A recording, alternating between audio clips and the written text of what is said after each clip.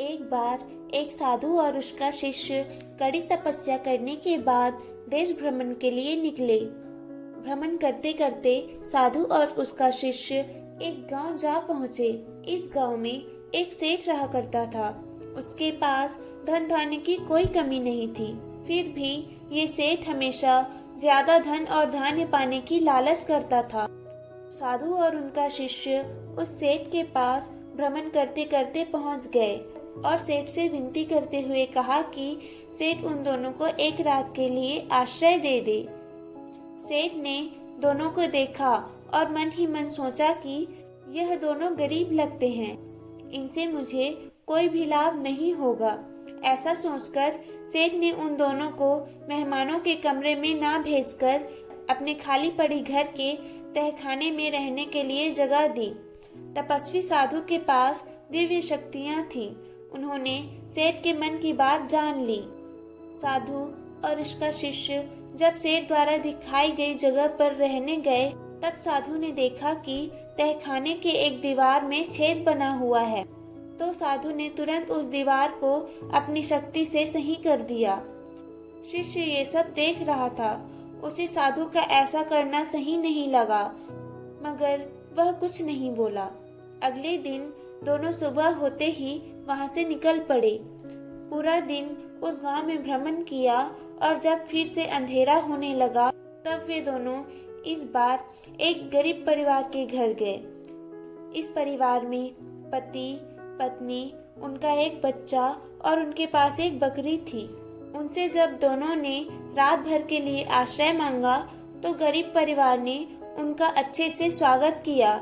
उनके पास जो भी खाने के लिए था वह भी उनको खिलाया और सोने के लिए बिस्तर बिछा दिया।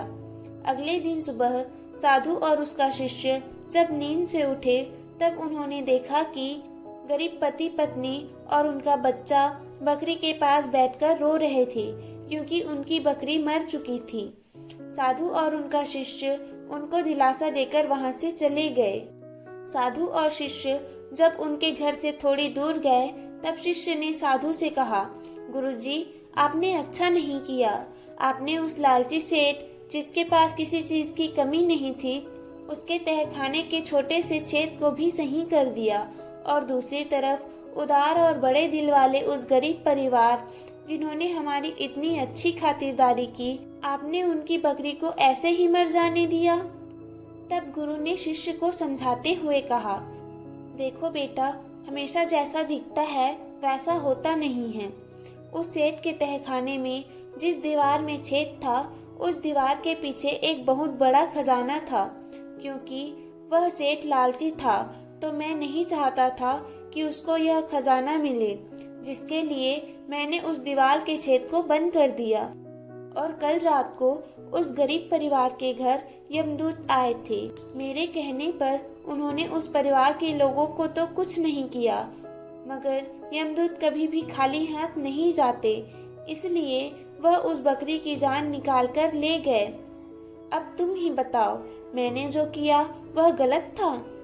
शिष्य को जब सारी बात पता चली, तो उसका सारा गुस्सा दूर हो गया और उसने अपने गुरु के पैर छूते हुए कहा, गुरुजी, मैं धन्य हो गया, मुझे आप जैसा गुरु मिला।